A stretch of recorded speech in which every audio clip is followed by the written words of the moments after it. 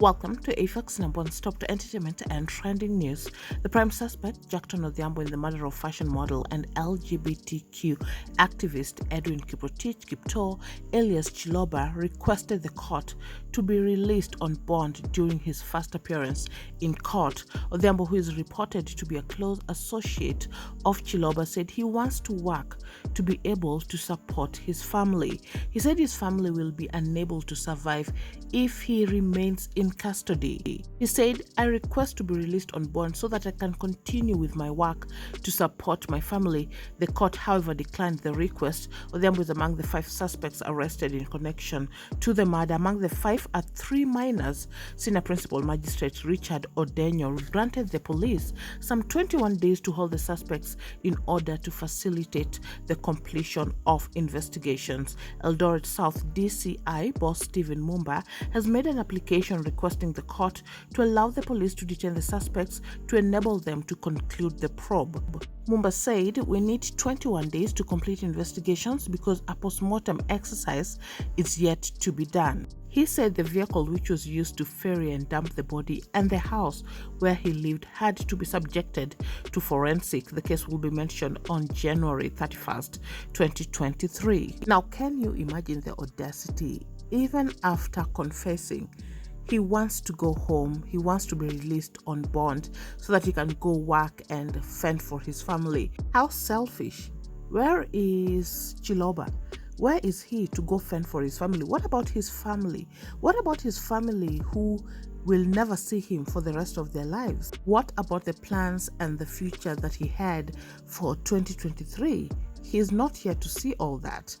And it seems until this point he has not come to the understanding that choices have consequences. You cannot just take the life of somebody, allegedly stuff them into a metallic box and dump them like they were trash and think that is okay and still want to go back and work as if everything is normal. UK-based Kenyan journalist Chipchumba Cherus was a very good friend to Chiloba, and the moment she had heard that Chiloba was no more, she contacted the person who she knew Chiloba well, the person who hung around Chiloba, and Jacktone denied. In fact, he put out in a message that he was shocked, and I want us to see what Chipchumba had shared. So she had a very long conversation with him. She called him immediately, that is Jacktone, and she shared a screenshot of the time that they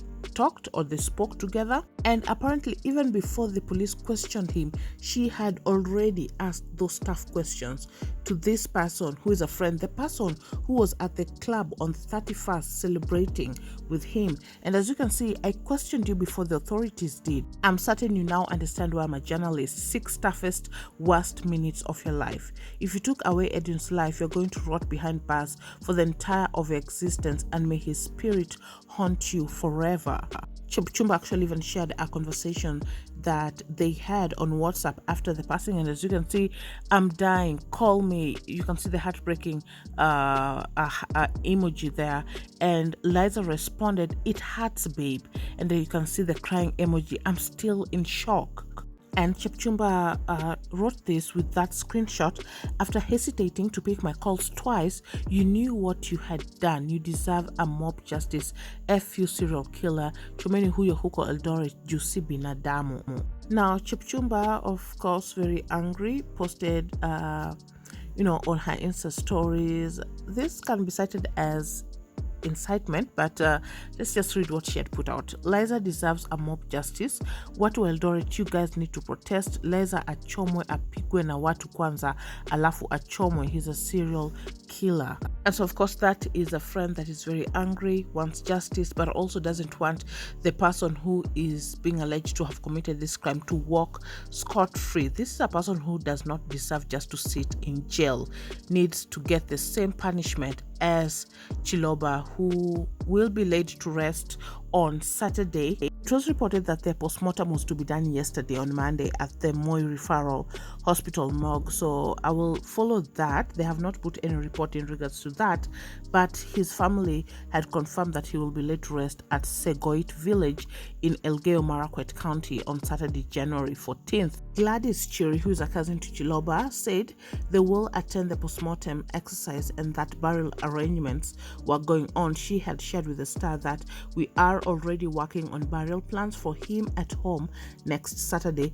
Chiloba's body was stashed in a metallic box in Mogombet area of Kapsaret in Uasin Gishu County, and according to the source, a boda rider spotted a vehicle that was plateless dropping the metal box along Kipenyo Kaptinga Road. The matter was reported to Uasin Gishu police, who arrived at the scene, and upon opening the box, they found the decomposing body of Edwin Chiloba. Like I'd mentioned earlier, 4 people have already been arrested in connection to the murder, among them Chiloba's best friend, Jacktone Odhiambo, and Odhiambo alleged that he murdered his partner for cheating on him. Odhiambo, who had been staying with the deceased for a period of 1 year in Eldoret, was arrested on Friday as the main suspect in the murder. The two used to live together as husband and wife, according to the police, and Chiloba's caretaker Alex Nyamwaya says that Jacktone Odhiambo called him using Chiloba's phone on January 4th, informing him that he was vacating the house they lived in, and true to his words, Odhiambo vacated the house with immediate effect. When neighbors had also complained of the foul smell that was coming from the apartment, and the caretaker actually went to that apartment, Jacktone had shared that there was a dead rat that had died in one of the seats, but they managed to get it out. So the stench that was remaining was from this dead rat. Little did he know that the dead rat that he was talking about was his good friend Edwin Chiloba. And besides that, some neighbors had seen him coming down the stairs with that metallic box, and that's why, or what prompted the caretaker to call the DCI and to avail himself at the police station to record a statement, because what was reported out there and the box that was found is similar to what they saw being taken down the stairs, and hence why he gave that statement, and what has even led detectives to speed up the investigations. But like I promised, I'll continue following this story for you guys, and in case of any update, I'll bring it right here. I'll see you on the next one. Bye bye.